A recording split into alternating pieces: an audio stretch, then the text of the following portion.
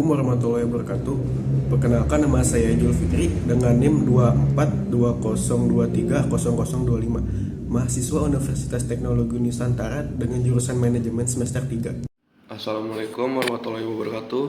Perkenalkan, nama saya Aska Abrar Fediansa dari Prodi Manajemen Universitas Teknologi Nusantara.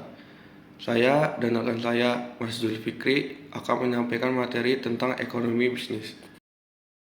Pertama, ada pendahuluan. Materi ini membahas konsep dasar ekonomi bisnis, termasuk sistem ekonomi, sejarah perkembangan ekonomi, ekonomi manajerial, dan ekonomi perusahaan. Selanjutnya, pengertian sistem ekonomi.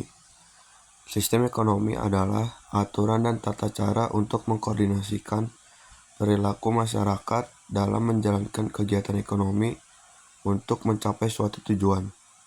Hal ini dipengetahui selain oleh ideologi suatu bank, juga dikarenakan perbedaan budaya dan pandangan politik di setiap negara. Macam-macam sistem ekonomi ada 3. Yang pertama, sistem ekonomi liberal. Sistem ekonomi liberal adalah sistem perekonomian yang memberikan kebebasan sepenuhnya dalam segala bidang perekonomian kepada masing-masing individu untuk memperoleh keuntungan yang sebesar-besarnya. Yang kedua, sistem ekonomi sosialis. Sistem perekonomian sosialis merupakan sistem perekonomian yang menghendaki kemakmuran masyarakat secara merata dan tidak adanya penindasan ekonomi. Yang terakhir, sistem ekonomi campuran. Sistem ekonomi campuran merupakan campuran atau perpaduan antara sistem ekonomi liberal dengan sistem ekonomi sosialis. Selanjutnya ada sistem ekonomi Indonesia. Sistem perekonomian Indonesia didasarkan oleh Pancasila dan Undang-Undang Dasar 1945. Sistem ini disebut ekonomi demokrasi. Sistem ekonomi demokrasi dapat didefinisikan sebagai suatu sistem perekonomian nasional yang merupakan perwujudan dari falsafah Pancasila dan Undang-Undang Dasar 1945 yang berdasarkan kekeluargaan dan kegotong royongan dari, oleh, dan untuk rakyat di bawah pimpinan dan pengawasan pemerintah. Selanjutnya, ciri-ciri sistem ekonomi demokratis. Yang pertama, perekonomian disusun sebagai usaha bersama berdasar atas asas kekeluargaan. Yang kedua, cabang-cabang produksi yang penting bagi negara dan menguasai hajat hidup orang banyak dikuasai oleh negara. Yang ketiga, bumi, air, dan kekayaan alam yang terkandung di dalamnya dikuasai negara. Yang keempat, warga negara memiliki kebebasan dalam memilih pekerjaan. Dan yang terakhir, potensi, inisiatif, dan daya kreasi setiap warga negara dikembangkan sepenuhnya. Berikutnya, ada sejarah perkembangan ekonomi. Dalam sejarah pemikiran ekonomi, ahli-ahli ekonomi yang membahas tentang proses pertumbuhan ekonomi dapat dikelompokkan menjadi 4 aliran, yaitu aliran klasik, neoklasik, Schumpeter, dan post-Keynesian. Yang pertama ada aliran klasik, yaitu ahli ekonomi antara abad 18 dan permulaan abad ke-20. Fokus pada analisis sifat-sifat kegiatan masyarakat dalam jangka pendek. Yang kedua, aliran neoklasik, kelompok yang juga termasuk dalam aliran klasik, menganalisis mengenai masalah pertumbuhan ekonomi. Yang ketiga, aliran Schumpeter. Perkembangan ekonomi bukan proses harmonis atau gradual, perubahan spontan dan terputus-putus. Dan yang terakhir ada aliran post-Keynesian yang mengembangkan teori pertumbuhan Keynes dikembangkan oleh Harold Domar. Selanjutnya, tahap-tahap pembangunan ekonomi. Ada beberapa ahli yang memaparkan teori tentang tahap-tahap pembangunan ekonomi, yaitu Frederick List, Bruno Hildebrand, Karl Bacher, dan W. Rostow. Yang pertama, menurut Frederick List, ada 4 fase. Yang pertama, fase primitif biadab, fase pertanian dan pabrik dan perdagangan. Yang kedua, menurut Bruno Hildebrand, ada 3 tahapan. Yang pertama, perekonomian barter, perekonomian uang, dan perekonomian kredit. Yang ketiga, menurut Karl Bacher, ada 3 tahapan. Yang pertama, produksi untuk kebutuhan sendiri. Yang kedua, perekonomian kota. Yang ketiga, perekonomian nasional. Yang keempat, menurut Weber Rostow, ada 5 tahapan. Yang pertama, masyarakat tradisional. Yang kedua, prasyarat lepas landas. Yang ketiga, lepas landas. Yang keempat, menuju kematangan. Dan terakhir, konsumsi berlebih. Berikutnya, ekonomi manajerial. Penggunaan ekonomi manajerial ada 4. Yang pertama, menyarankan peraturan-peraturan untuk memperbaiki keputusan manajerial. Yang kedua, memberitahukan kepada manajer hal-hal yang harus dilakukan untuk mencapai tujuan organisasi secara efisien. Yang ketiga, membantu para manajer untuk mengenali bagaimana kekuatan ekonomi yang mempengaruhi organisasi. Dan yang terakhir, mengidentifikasi cara-cara untuk secara efisien mencapai sasaran perusahaan. Berikutnya ada peran ekonomi manajerial dan pengambilan keputusan manajerial.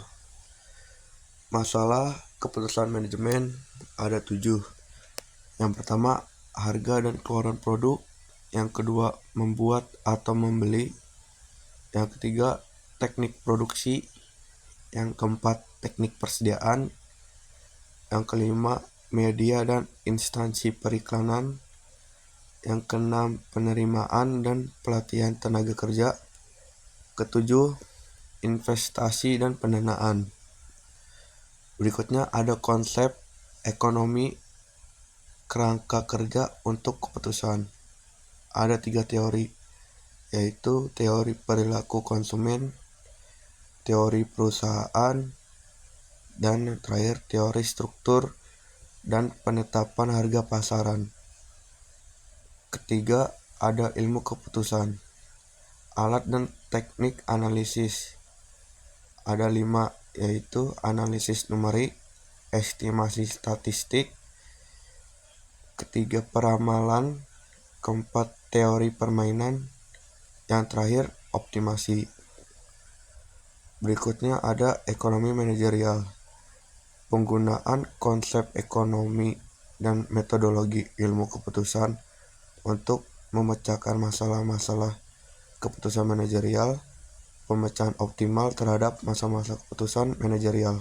Untuk materi berikutnya akan dijelaskan oleh partner saya, Kang Zulfikri, dipersilakan. Ekonomi perusahaan.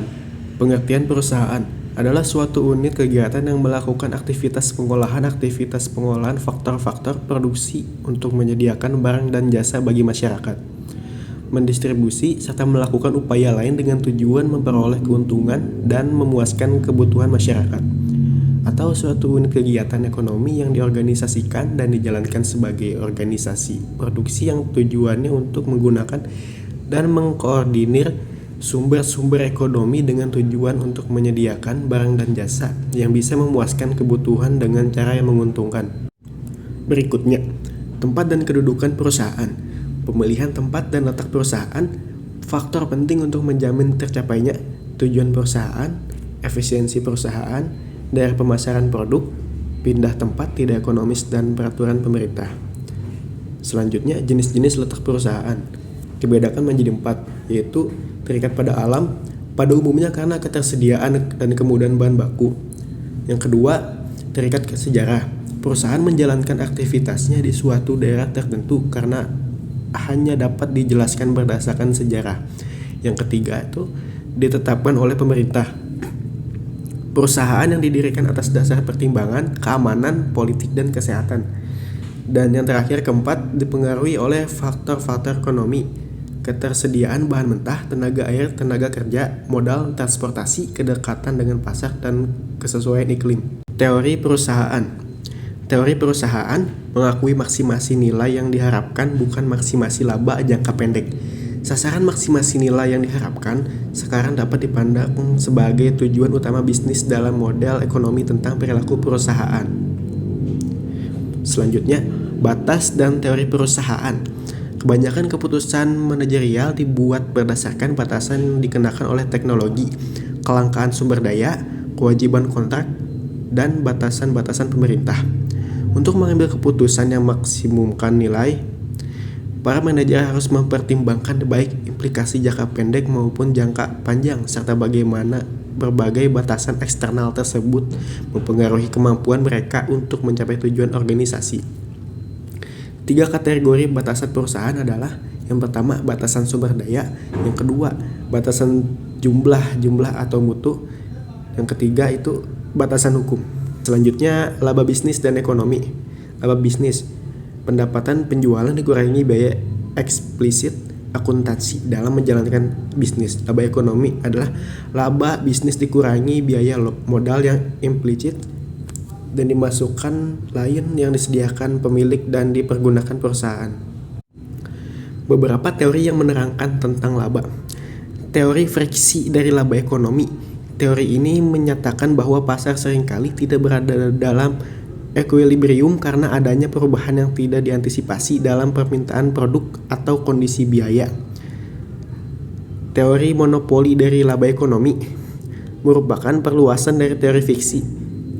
Teori ini menyatakan bahwa beberapa perusahaan, karena faktor-faktor seperti skala ekonomi, persyaratan modal yang tinggi, paten atau perlindungan impor.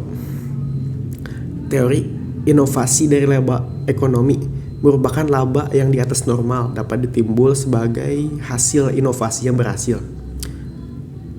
Teori kompensasi dari laba ekonomi. Teori ini menyatakan bahwa tingkat pengembalian yang di atas normal semata-mata merupakan imbalan bagi perusahaan yang sangat berhasil dalam memenuhi kebutuhan pelanggan, mempertahankan operasi yang efisien. Berikutnya itu peran laba. Laba ekonomi memainkan peran penting dalam perekonomian berbasiskan pasar.